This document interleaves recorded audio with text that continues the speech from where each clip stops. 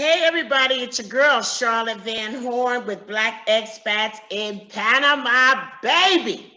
And guess what? I am so excited to be here today with Miss Jessica Ramesch. Jessica is the Panama editor for International Living, and I'm sure that a lot of you know what International Living is and what they do. And we just want to talk to Jessica and learn more about her, learn more about what International Living is doing, and help her to expand and learn more about her. So, hey, Jessica. Hello, how are you, Charlotte?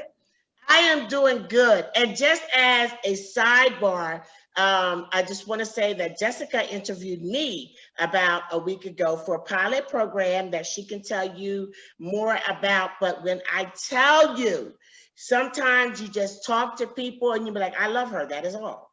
And that is how I feel about Jessica. I mean, Jessica, you have such a unique story. You're such an authentic person. And I just thought about you for days, after we I spoke. do. And it was like we just connected. So I'm so happy that you have been able to take the time to meet with us today. So please do introduce yourself and tell us a little bit about Jessica and how long you've been with International Living. Okay, well, hi, everybody. As Charlotte said, I'm Jessica. I've been writing for International Living for about 15 years now. It's been a little while. And I am their Panama editor, also, as Charlotte mentioned. So basically, I write a lot of International Living's Panama articles, and I do a lot of speaking as well at International Living seminars, which with the current situation, more like webinars, but I do a lot of talking about Panama as a great place to retire and relocate. So that's basically what we focus on, and a lot of our readers are pre-retiree or retiree age people from the US and from Canada as well, who are just looking to live a better life, maybe make their dollar go a little bit further beyond North America. Okay, so you said something, you said pre-retiree. Now, when you say pre-retiree, tell me about that demographic. Yeah, we have a lot of people and people are thinking about this, as you know, earlier and earlier. So we have a lot of people that are, they're only in their 40s or 50s, but they're already starting to do the math and to say, I can't retire on this where I'm living right now in the US or in Canada, much like you and I had this discussion. Yes, We talked about that a lot. And so when they punch into their search engine, retire outside of the US, retire abroad, retire overseas, International Living generally is one of the first results that'll pop up in your search engine. And what they're looking for is what we're talking about. Where is it that you can live a comparable lifestyle, a comfortable lifestyle, where things are a little modern and familiar, so it's not so jarring to make that change, but at the same time where I can assimilate, blend in, fit in, make friends, and just make my dollar go a little bit further, maybe enjoy, not just subsist, but enjoy my lifestyle, have a little bit more of an upgrade in my lifestyle. Mm-hmm. That is, that is true. Do you find an uptick in that, like recently? Do you find more? Absolutely. Absolutely. It's unbelievable. I think around this time last year, or maybe around March of last year, we were all wondering what we were on the precipice of. And maybe it shouldn't have been surprising to me, given that we already do a lot of stuff digitally and online. But, with the amount of people that were stuck at home, we were like, well, maybe it'll be difficult because we'll tell people about these countries, but they won't be able to plan scouting trips, not yet, because of the pandemic. Or maybe they'll just be really happy to be able to find the content online and pass those hours that we all spent indoors in our pajamas watching Netflix. And there was such a high demand for information. Though people couldn't travel at the time, they were still interested in getting all the info. and starting to plan, if you couldn't, go to the travel agent and buy those plane tickets, but you could still put together a dream itinerary and figure out, well, what are the places that are sounding good to me? Where do I want to spend the bulk of my time when I do get over there? So that was really exciting. That is very interesting because I think that COVID gave us time. COVID gave us time. It gave us time where ordinarily we're out and about, we're doing things, we're trying to fit stuff in. And I think that some of us, picked up doing different things, but we were doing it from a local location. Like even, even just right now, before we got onto this meeting, I was like, what shirt am I going to put on? You know what I'm saying? It's like, after full disclosure, I ain't got no shoes on. I got stretch pants on. Everything changed. But it was like our time and the allotment of time changed. And so I can see where, that's an interesting point, because Black expats in Panama really picked up during COVID as well. So that's interesting, and that's good to know, because a lot of people come to like Black expats in Panama, they say, well, I'm not old, just to put it plainly. I'm not old, I'm not, near retirement yet, but I'm thinking about it. And then with the nomad, what is it? The nomad expat, is that what they call it? Digital nomads, all that. Yes. So they have different options. So yeah, thank you for sharing that, because we definitely want to, people to know that this is all inclusive, right? So now, when we were talking the last time, we were talking about your background. And I just need you to share a little bit of your amazing background with us. Yes, well, like the US, Panama, you wouldn't know it, but Panama is also a country that was very much built by immigrants. So my family actually came to Panama from India. Both my mother's side of the family and my father's side of the family from India. My mother and my father were born in what is now Pakistan, but that country did not exist when my parents were born. All of that was India. And in 1947, when greater powers decided that they needed to split these territories into two separate countries, there was basically this big diaspora, refugees on both sides that felt like, or were pushed to leave, felt like they had to flee, and became refugees and had to leave behind their homes, their lands, everything they knew, and find a new place to make a home. And many of the people that were in what is now Pakistan crossed over into India, and vice versa. It was difficult on both sides. My family, on my mother's side, my grandfather crossed over into India proper, and then had an uncle in South America, in Chile. So he ended up going there to see if he could make his fortune there. And then when he was there, he kept hearing about Panama. So he ended up coming to Panama. This is around 1949, 1950. Hearing that the Panama Canal was making people so much money, there were so many opportunities. And for South America and Central America, this was the land of opportunity. Right. So he moved to Panama, and then once he had gotten settled, he sent for my mom, his daughter, and they came over on a big steamer ship from India to Panama. Wow. I don't think people think of those kinds of stories, So, okay, so then they came over here, and then what happened?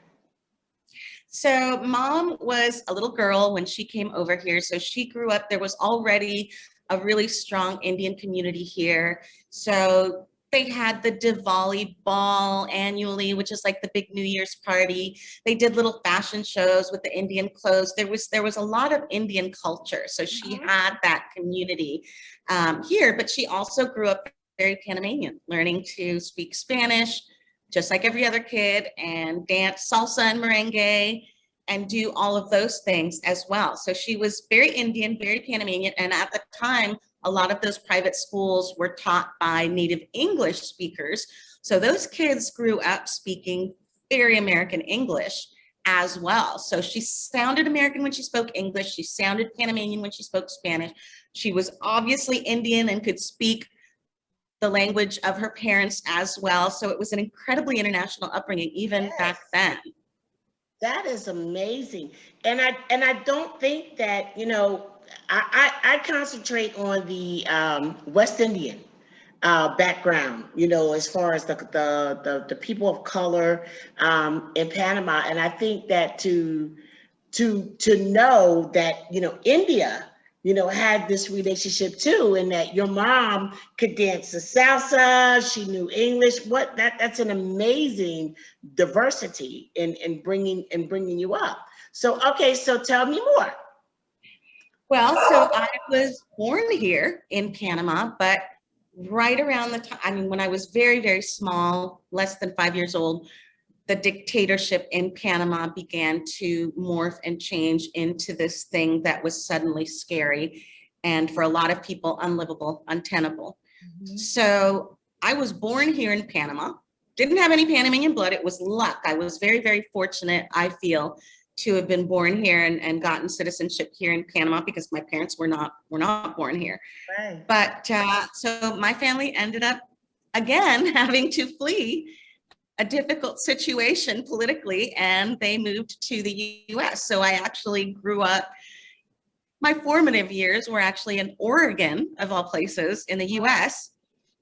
And we were there until I was about 13 years old when we had to move again. We moved to India for a couple years. You moved back to India. We moved, I had never lived in India, but we moved to India when I was almost 13 years old. Wow, I think I missed that part when we talked before. Wow, so then you went back to India and then came back to Panama.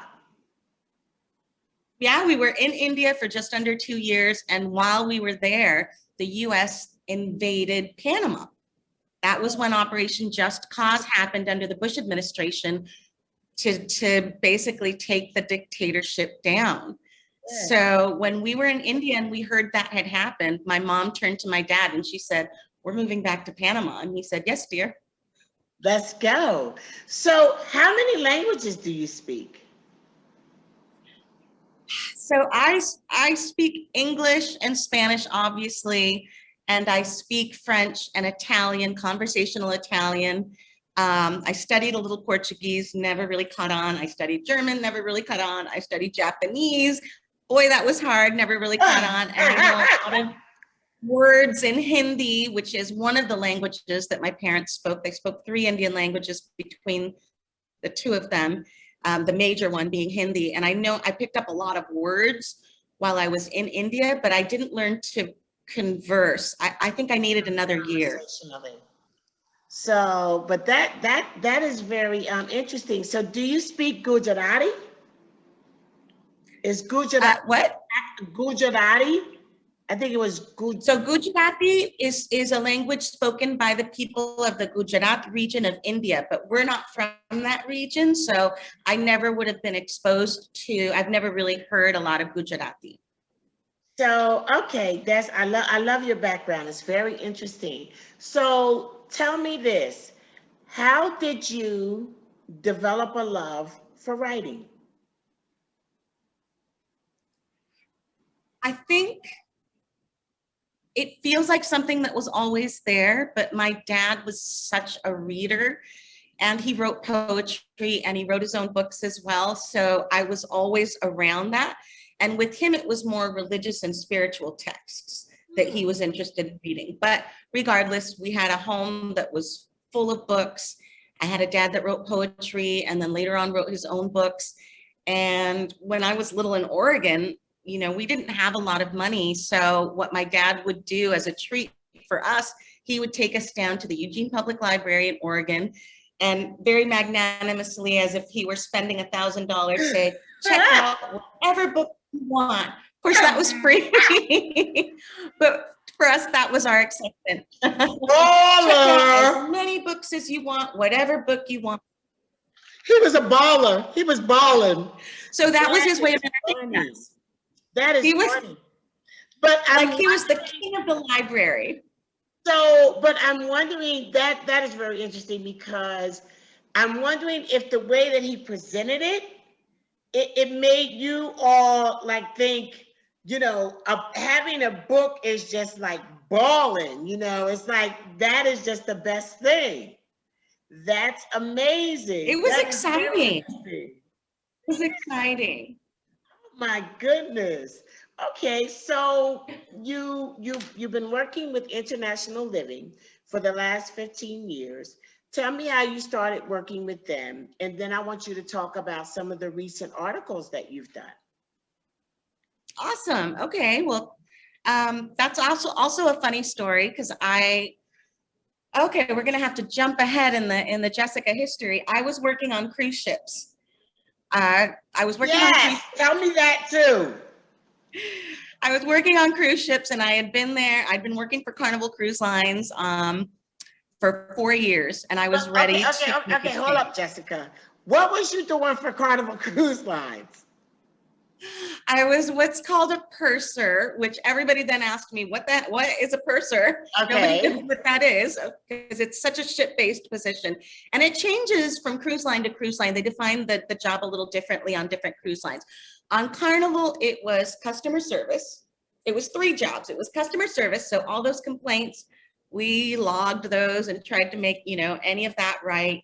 It was also a little bit of cash handling. When you board the ship, they give you a little card, and that works as your credit card while you're on board the ship. Right. And you can put a credit card down on it, so it's basically the same thing. Or you can go to the purser's desk and put down cash, and then all you need is your little card, and you use that for whatever you want to buy on the ship. Don't need to worry about change or cash or tipping or anything.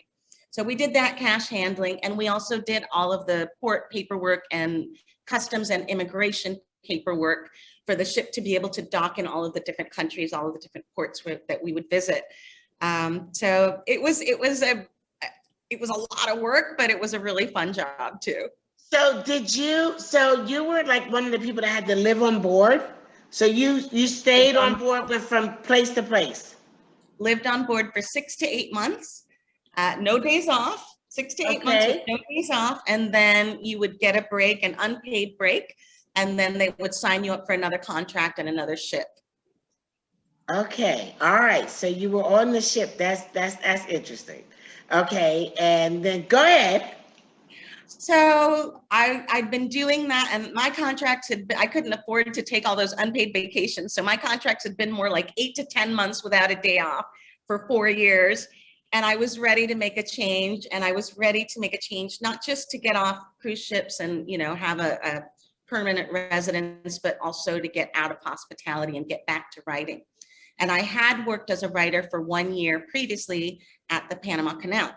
Mm-hmm. So I thought I would really love to just get back into writing. And Carnival was very good about giving people a leave of absence. If you wanted to take a leave of absence and come back 6 months later, that was really doable. So I decided to ask them for a leave of absence and come to Panama and see if I could get back into something creative like writing. Okay, so when you worked for Carnival, like where were you living when you said, okay, I'm starting this Carnival job? Where were you at that time? Well, I was on ships, 90% of the time, most of the year. year. Where were you living when you decided that? Were you living in Panama at the time when you decided that you were going to work for Carnival? Or were you somewhere? Okay, yes. Okay, cool. Yes. Okay, so then you got a leave of absence. And took a leave of absence from Carnival, came back to Panama, and started looking. And I did a lot of interviews, but along the way, and took a few months, didn't really find anything. And one day I looked up the job ads for Panama on monster.com. Wow. And there was an ad posted by a company I'd never heard of before, International Living, and they were looking for an assistant editor, and they were looking to relocate somebody from the US to Panama. So I wrote to them and I was like, I'm already here. I'm here. Yeah, I can save you some money. You can save some money. You don't have to pay to relocate me. I'm here.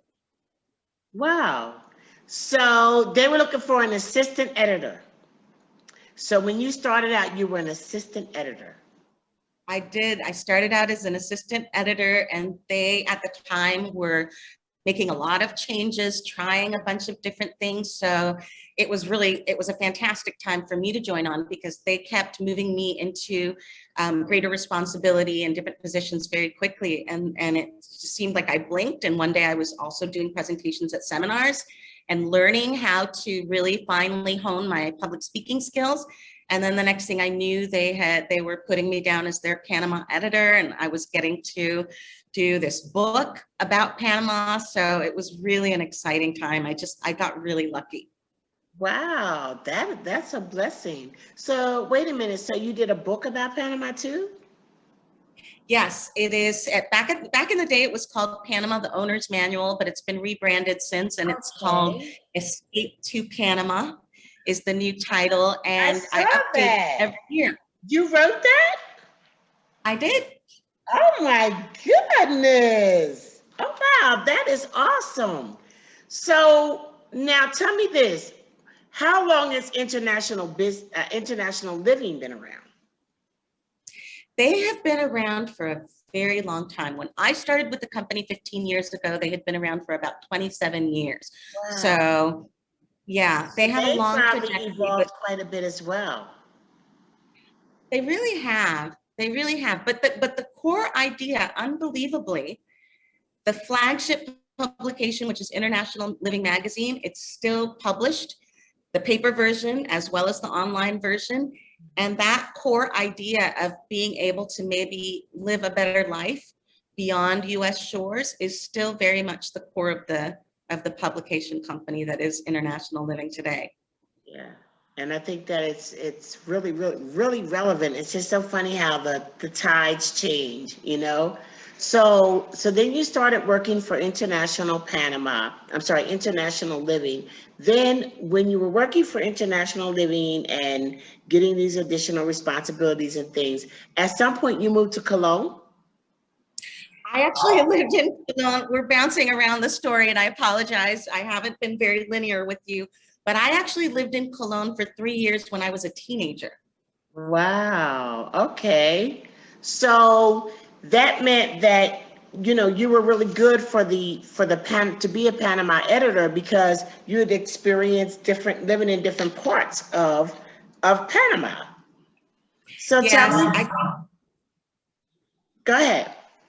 I think I was really lucky to make friends, because sometimes you go to a country and you find that the people that are of that country don't necessarily travel and see all of their own country. Yes. A lot of times it's tourists who come in, and they're the ones who are seeing more of your own country than you've ever seen.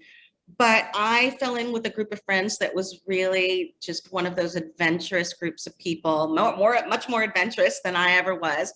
And they loved to tour Panama, and they would invite me along. So, through these friends, different friends, I got to know not just the city of Cologne, but the entire province of Cologne, and lots of other parts of Panama too, like Bocas del Toro. So I think that when you talk about the province of Cologne, I want you to explain that to us, because I think that a lot of us don't understand. And really, before really talking to you and Rosalind, I really didn't understand it either, how Cologne is the province. And so within Cologne, what do we have? Yes, I'm so glad you touched on this, because it can be really confusing when you're coming to Panama for the first time as a visitor. And in Panama, very often within a province, which is like a state in the US, as you know, within a province, you'll have the capital city of the province will have the same name as the province. So people really do get confused when they visit for the first time, Right. because if you go to the province of Bocas del Toro, there's a mainland section, and it's like a state, it's a province. There's an archipelago, which is the chain of islands, which is also called Bocas del Toro. Okay. And then the capital, the town on the main island, is also called Bocas del Toro. And to distinguish it a little bit, we call it Bocas Town. So we're not constantly like, well, are you talking about the province as a whole, or are you just talking about the islands, or are you just talking about that one town? Yes. And the same thing is true for Cologne. You have the entire province of Cologne.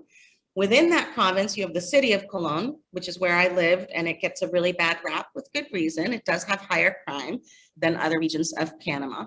But then just outside of the city of Cologne, you have the beautiful Portobello region. You have some of the most beautiful beaches in the entire country of Panama. You have rainforest, lots of wonderful tours that you can take. The museum that you mentioned in Portobello, the new museum. Yes. So there's so much to see outside of that city, but still within the province. Wow. Okay. Because like I said, I think that when we say Cologne, we just think about Cologne, the city, and the tours that we do, we go through the city. And then we go outside of the city and go into Portobello and everything like that. And I just didn't want to ignore the city. I don't ever want to ignore the city, because I think that the city is probably the part of the Cologne province that needs the most help and most recognition. And so I definitely did not want to ignore the city, but it's good to know that it is inclusive of other things as well. Because we've been to Portobello, and Portobello is where the Black Christ is, right? So we would go to Portobello, we go to the Congo House restaurant, and then we go over to Isla Mame. And so it's been great for me just learning the different, areas of Panama, the different history. Every time we do a tour, I learn more and more. So tell me about some of, thank you for breaking that down to us. And tell me about some of your most recent articles.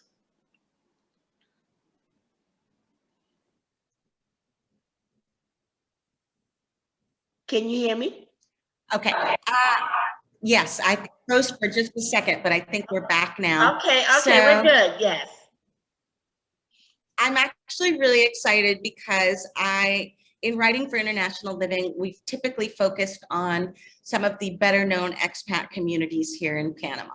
Places like Boquete, which is in the mountains and enjoys slightly cooler weather. It's a great location for expats that can't maybe take the heat at sea level. I prefer living at sea level, as you know, and you are too. You're living, when you're here, you're in Panama City as well. Yes. But we had never really spent any time covering the Cologne province. And part of that was because the infrastructure just wasn't good enough to appeal to any number of expats who, for part-time or full-time living, are looking for somewhere with stable enough internet that they can still watch Netflix or maybe even do a little business and that type of thing. But over recent years, it really has gotten better.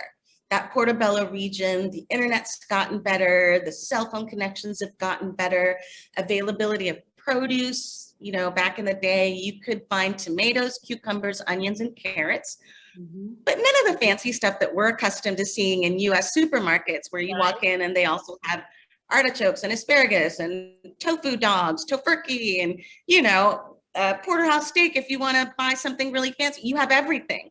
Yes. But that wasn't the case there. But now it's really gotten better. So for the first time this year, the April cover story, we decided, I usually do one cover story a year for International Living magazine. And very often it'll be sort of a general catch-all covering all of the regions that might be of interest to potential expats. But for the first time, we decided to focus on Panama's Caribbean coast. Okay. And specifically that Portobello region. So that was really exciting for me because, as I said, I lived in Cologne for 3 years when I was in high school. So I have these really deep family connections to that region. And for the first time, I was able to write about it and also legitimately say, there is some exciting stuff going on here. You have the internet now. You have the produce now. People like you and me will actually go there and not be like, oh, it's really beautiful, but to live, I need internet, I need cell phone connection. Yes. Now you can go there and you're like, oh no, I could actually live here. This is livable to a different degree now. And that was really exciting for me. Wow, and that is exciting. Let me ask you this. I live in Brisa del Gulf Norte, and Brisa del Gulf Norte is a suburb of Panama City. And the one thing, when I first started delving into Panama, the one thing that I found out was that there was a whole lot of talk about Coronado and Boquete. Nothing in between, nothing outside of, and there is just so much more. So have you explored the suburbs of Panama City? Have you explored expats living in those areas? And I just thought of that. Yes, and you know, it is a shame that they don't get talked about more, but we do. And on the International Living website, we talk about some of the suburbs that have attracted, you know, a certain number of expats. And you have, as you mentioned, Brisa del Norte, you put that on the map for me. You're my first expat interview here. We also have Costa del Este, which is very popular, one of the first really, truly urban planned Panama City communities. Panama Pacifico, Yes. which is just over the bridge of the Americas. It's amazing. I So love that. beautiful. Santa Maria. And Santa Maria, one of the newest ones with it's very, very high end. Not everybody who comes to Panama wants to spend that much, but if you're wanting to live somewhere a little more resort-like with the golf course, with the hotel on site, and with the variety of residences, and it's very, very close to Panama City, so beautiful on the water. You really have the best of all three worlds. So yeah, the suburbs of Panama City now have a lot to offer. Are dope. They are dope. The suburbs are dope. And I think that the suburbs, for example, Brisa del Gulf Norte, for me, who I want to be, I want to learn the language. So I don't want to be somewhere where it's a bunch of expats speaking English and I'm not getting to learn. Brisa del Gulf Norte, which by the way, is conveniently located 15 minutes from the airport.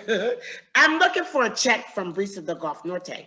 But anyway, it's conveniently located. I like the fact that it's conveniently located to the airport, 15 minutes, conveniently located to Panama City, 15 minutes, right off of the highway, Corridor Norte. You know, it's very much like a US turnpike or, you know, hot lanes or something like that. And not that far from the more popular beaches in this in the areas closer to the city. I would say Coronado is like Coronado is in Gorgoda. They're the more popular beaches, like to really want to go to. It's no more than like an hour and a half at the most. So I think that they have a lot to offer. So I just wanted to ask that. And if you decide you want to interview anyone from Brisa del Gulf Norte, I'll be more than happy to oblige. But because I love it, I do. I think that for it's the only place I've ever considered living in Panama. When we went to Brisa del Gulf Norte and we saw the model home for a community that was dirt, I was just like, this is where I want to be. And I've never looked back. I've never looked at another house. I've never looked at another area. I've never been to another place in Panama that I felt like home. And I say that because the language is very intimidating. You know what I'm saying? And so when you're coming to a place and you have that language barrier, I really, really admire people who come by themselves because I am absolutely spoiled. My husband is Panamanian. And when the stuff gets too tough for me, I say, Alfredo, help me, you know. But for people that come here alone and don't have a family and don't have that support, the language is something that you have to embrace and learn. But when you move to a place like Brisa del Gulf Norte, It is just enough to make you feel at home. So it has that suburban feel that a lot of suburban communities in the United States have. So it kind of eases you into the international living, and that's just my opinion with that. But you write stories, and the latest stories that you've written, you were able to talk about Cologne. Yes, that was really, my article of the year. So that's sort of what's top of mind for me. But my everyday, my day-to-day, work for international living really is to cover all of the regions that are of interest to expats, including the suburban regions of Panama City that have so much to offer, as you just pointed out. Yes, and I've talked to people who have gravitated towards Boquete because Boquete is very popular as far as what they learn online. And you have some people that are coming from Florida. And I had this one lady tell me, I've been hot all my life. You know what I'm saying? I'm not trying to retire hot. I want something cooler. But then you have people from North America, and the northern part of the US that we have all these seasons, and I just like summer. A lot of us, we have all these seasons. We have winter, spring, summer, and fall. It's amazing to experience them. I had a niece tell me one time, a niece from Panama, she said, I think I would be afraid of the snow. And I said, she just could not imagine snow falling from the sky. And I was like, wow, that's deep. But I understand, so after you've experienced all of those seasons, I like summer the best. So I absolutely love, I love Panama. So when to shift gears up one more time, when you were in Panama, or when you moved to Panama, what was it like having to learn the Spanish? How did you feel about that? So when my family first came back to Panama after India, right after the invasion, and I really did not speak Spanish because, again, my parents were not Panamanians, so we didn't speak Spanish at home. And you so were once born we left in Panama, but you weren't there that long. I was born here, but we left, and I didn't have Panamanian parents speaking in Spanish. Right. We didn't have a Latino community that we were a member of at that time. Eugene was just not that diverse. So really all I'd heard was English growing up. So yeah, I knew the numbers from 1 to 10, and hola, ¿cómo estás? And I sounded like such a gringa. Muy bien. Exactly. And I was young, so I was a brat. I didn't want to have to learn another language and go to school and do, science in Spanish and math in Spanish, in addition to, learning how to converse in the language. So I was resistant to it at the beginning, and I made a lot of funny mistakes too. I think one of the early lessons that I learned was that you have to be okay with being laughed at. Panamanians love to tease, and they're fun loving, and you have to be able to take it, because that is how people have fun here. And if you can't, then, that's going to be a little bit tougher for you. For me, I have no problem laughing at myself. I'm a nerd anyways. I've been the punchline a few times. Yeah. So I was like, okay, people are going to laugh when I mix up the word for horse and gentleman, which sound the same when you're learning Spanish. And, instead of saying that gentleman, you're saying that horse. People are going to laugh at you. Yes. And it's okay. My thing was, one time I was trying to be, very, very studied and astute. And I was trying to say Virginia in Spanish. And my husband said, you just said vagina.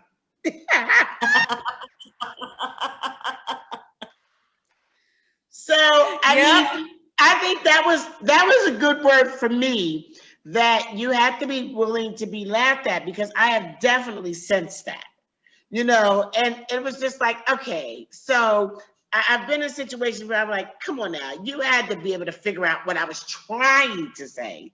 I mean, even though I was not saying it well, because we're in a situation and we're a bank and I'm saying something that sounds like another word. And so I'm glad that you said that because it makes me feel better.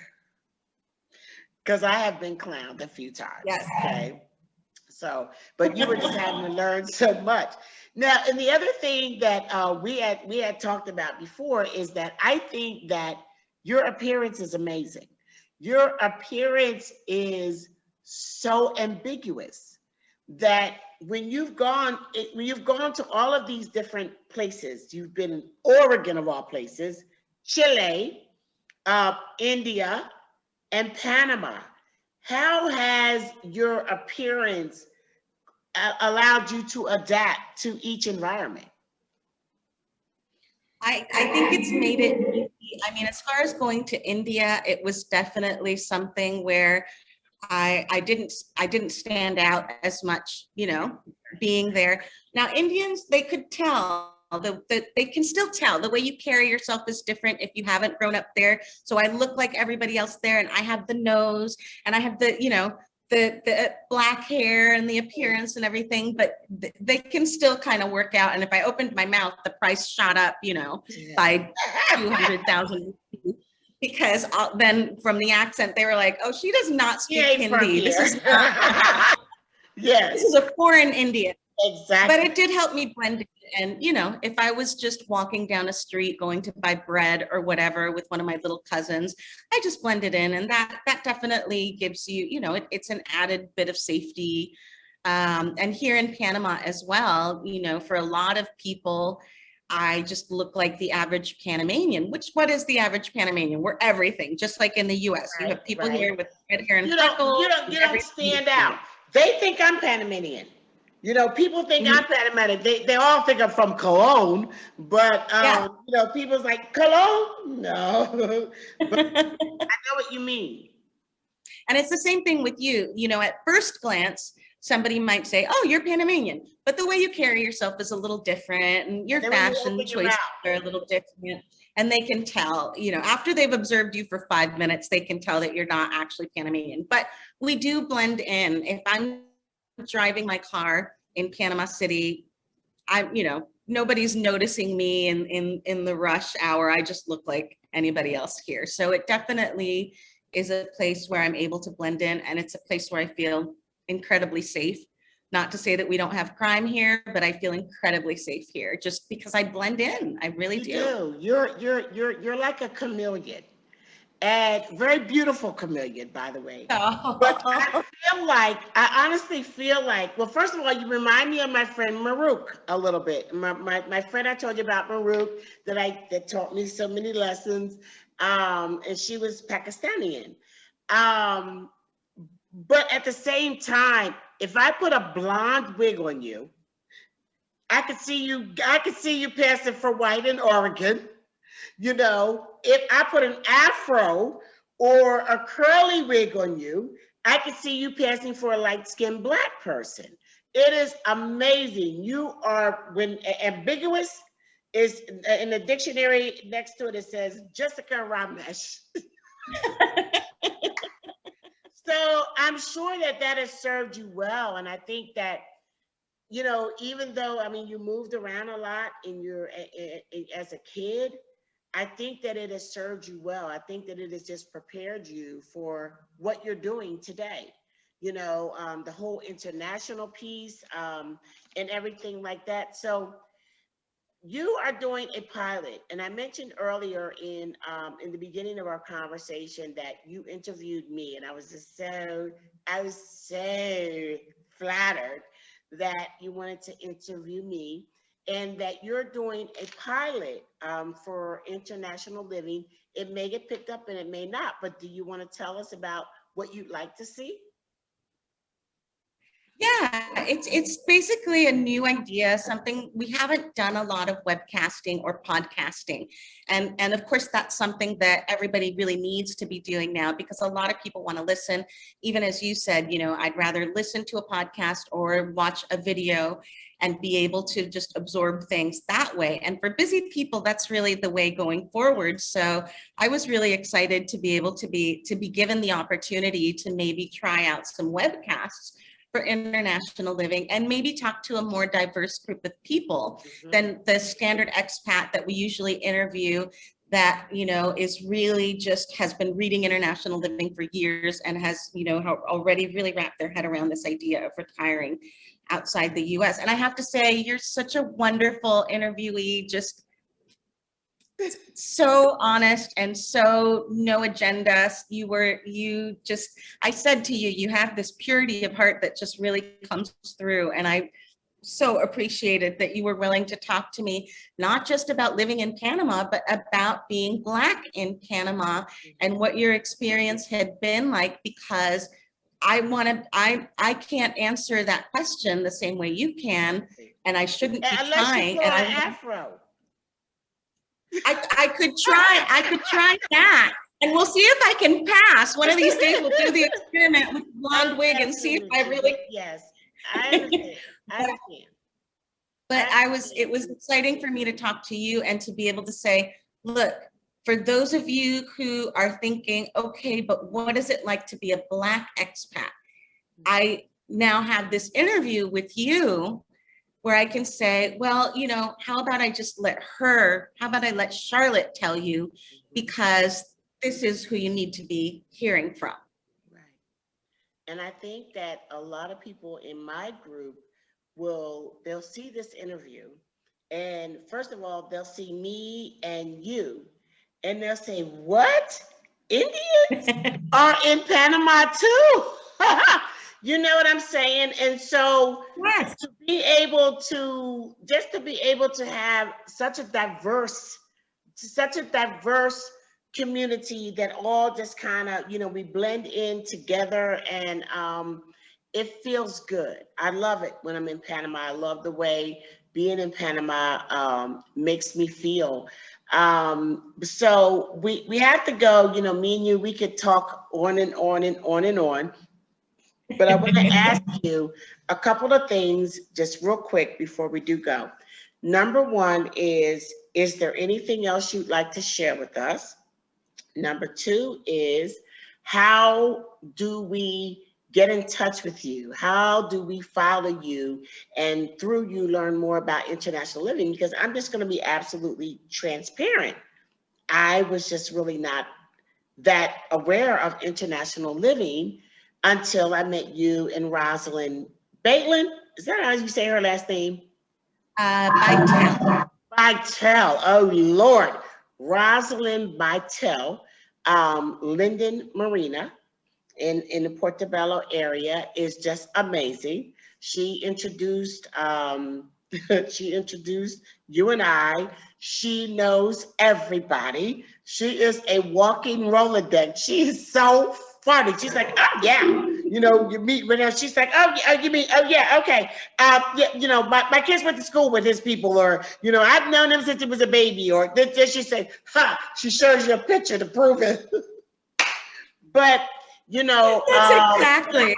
That is her. I mean, that is her, and I just love her. I mean, I'm so happy that that I met her, because you know, you and her have just opened my eyes to some things that I wasn't aware of, and one of them is international living. You know, because you've interviewed her. And so there's that interview, and you know, when she was telling me about it, and I didn't want to seem like totally ignorant, like something you don't know what international living is.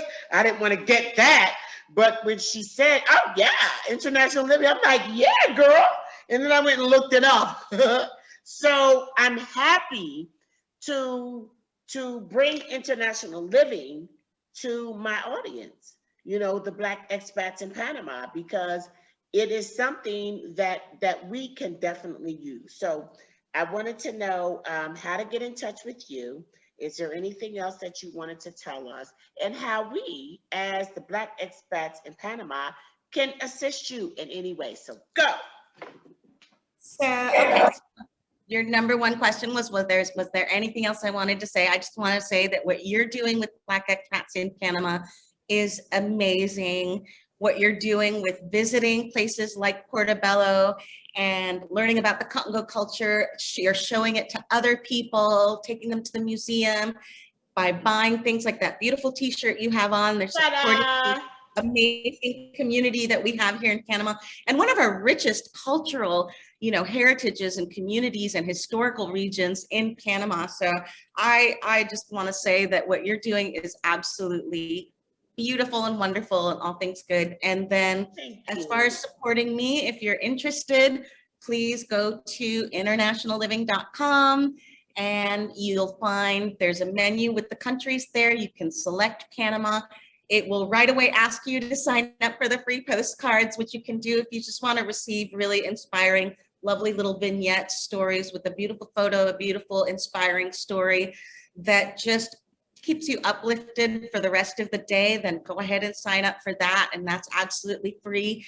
And we have an International Living Panama Facebook page where I post photos from my life here in Panama. So if you just want to see more of those beautiful photos and videos, which they're already getting from you, well, there's more of the same at the International Living Panama Facebook page. So yeah.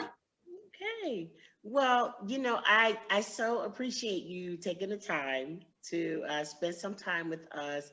I just absolutely adore you. And we're like Zoom friends right now, but soon I hope to get to meet you in person. Yes. And spend some more time together. But in the meantime, I appreciate what you do as well. I thank you for embracing me and the Black expats community. And I just look forward to continuing to develop and grow our relationship together. So I thank you for the time that you spent with me today, and I will talk to you soon. Thank you, Charlotte. Same. Bye. Smooches. Look, cold kisses, mwah, from a distance. Safe kisses. All right, bye. Thank you, Mama. Bye. Bye. So, this is Charlotte Van Horn, Black expats in Panama. Jessica is so dope. She is just so dope. And I really appreciate her for opening my eyes. I mean, a lot of you maybe did know about international living, but I did not. And so I've learned about it recently, and I've started to kind of look at what they're doing, especially as far as the Panama piece, with Jessica. So I'm just asking you to check Jessica out, to learn more about what she's writing, and to learn more about the Cologne province, as opposed to just looking at it from just the city. When it comes to the province of Cologne, I still think my heart is still in the city, but definitely I am loving Portobello as well. And so if you want to see Cologne and you want to see different parts of Portobello, you can consider coming on a Black Expats Explore Panama tour, where we offer a cultural and relocation tour together that is very unique. And, look, this is a piece that says Portobello. And they have a brand new art gallery in Portobello right near the Black Jesus. And we were very happy. They opened up just for us the last time we were there. But if you want to explore Portobello and see Cologne, let me know. Consider joining on one of our tours, and we'll put more information down there. And I'm just so grateful for just the wonderful contacts that we're making in Panama, and so grateful to be connected with Jessica, because she is super dope. So until next time, this is Charlotte Van Horn with Black Expats in Panama, signing off. Talk to you soon. Bye.